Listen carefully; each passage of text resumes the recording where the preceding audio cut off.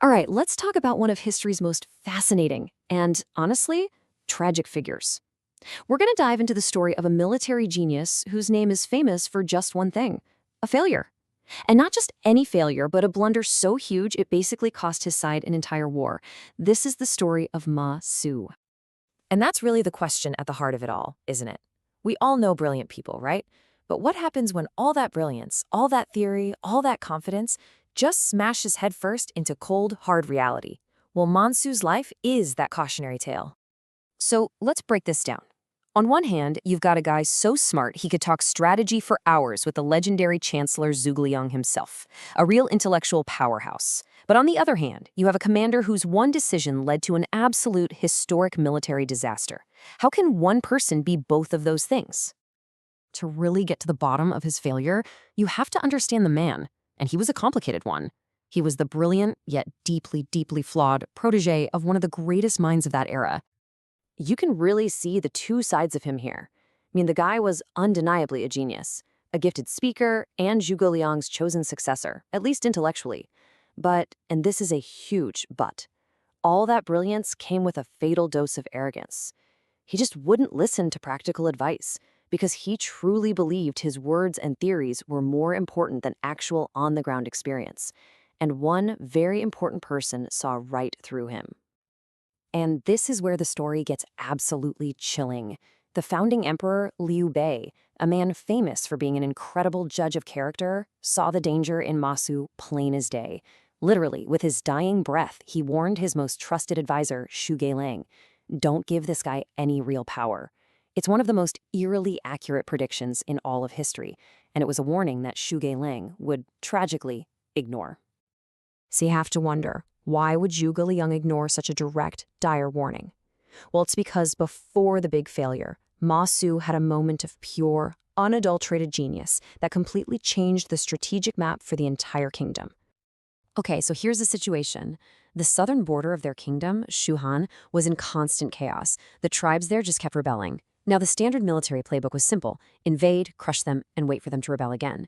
But Ma Su comes along with this totally different idea. He tells Zhuge Liang, look, don't just defeat their army, defeat their will to fight. This psychological strategy, this idea of conquering the heart, led to the legendary 7 captures and releases of the tribal king, Menghua. And in the end, it secured total loyalty, not just a temporary defeat. And you have to understand, this wasn't some minor victory. This one piece of advice stabilized the entire southern border for decades. It freed up the Shu Han army to focus on its real prize, the big northern expeditions against their rival, Kalwei. Ma Su's genius literally made the rest of the war possible, so you can kind of see why Zhuge Liang thought he had a superstar on his hands. And this brings us right to the turning point. With the south totally secure, Zhuge Liang launched his masterpiece, the first northern expedition. It was the kingdom's biggest gamble, and he put Ma Su right at the center of it. And man, the campaign was off to a perfect start. It was a brilliant surprise attack that caught the enemy completely flat-footed. Entire regions were about to switch sides. It really seemed like victory for the whole war was right there, within their grasp. But it all hinged on one single, critical location, a strategic crossroads called Jieting. If you hold Jieting, your supply lines are safe. The victory is sealed. But if you lose Jieting, the whole army gets cut off and the entire campaign just collapses. Everything rested on this one spot. So who do you give this job to? The most important job of the war? Do you pick one of your grizzled, battle-hardened veterans? Or do you ignore the deathbed warning of your emperor and bet the entire war on the theoretical brilliance of your favorite but unproven protege? Well, Zhuge Liang made his choice. He chose Ma Su. And what happened next wasn't some heroic last stand or a hard-fought battle. No. It was a complete and total catastrophe, born from pure, unadulterated arrogance. You can see the whole disaster laid out right here. Zhuge Liang's orders were crystal clear. Camp on the road, next to the river, and block the enemy's path. Simple. But Ma Su gets there, sees this big hill, and decides he knows better. He moves his entire army on top of this isolated hill, quoting military textbooks about commanding the high ground. It was a textbook perfect move, except for one tiny fatal, real-world detail. There was no water up there. The enemy general shows up, probably can't believe his luck, just marches his army right past the hill and surrounds it, cutting off the army from any water source. Within days, the Shu army, literally dying of thirst, completely fell apart. And this table really shows you the clash of mindsets. You've got the theorist, Ma Su, making his decision based on what he read in a book.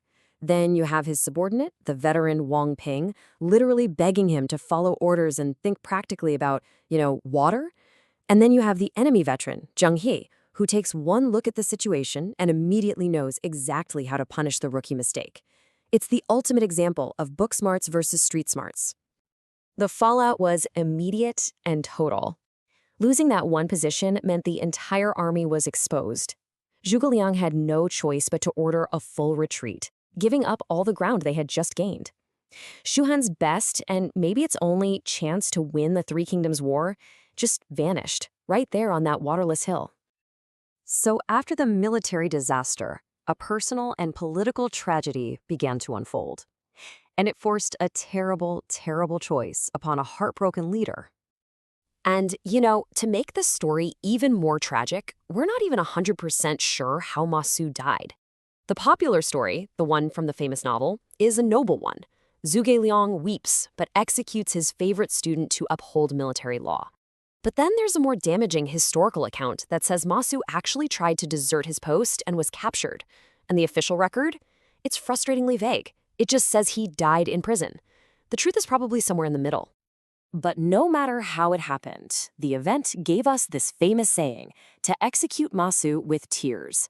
It's come to represent that ultimate, painful test of leadership, that moment when you have to make a decision that is legally and professionally right, but personally it just rips you apart. It's a moment that defines Zhuge Liang almost as much as it does Ma Su. And in a final, really poignant moment, Ma Su wrote one last letter from prison. He didn't beg for his life. Instead, he just reaffirmed the deep personal bond he had with his mentor, calling Zhuge Liang a father. It was this tragic acknowledgement of both his massive failure and their close relationship, right up to the very end. So we're left with this massive question. On the one hand, military discipline is absolute. You have to have accountability. But on the other hand, Ma Su was a truly brilliant strategic mind. The Southern campaign proved that. By executing him, did Zhuge Liang uphold justice? Or did he just compound his own mistake of appointing Ma Su in the first place by wasting one of his kingdom's sharpest intellects? Historians still argue about it today, and it's the question I want to leave you with. What would you have done?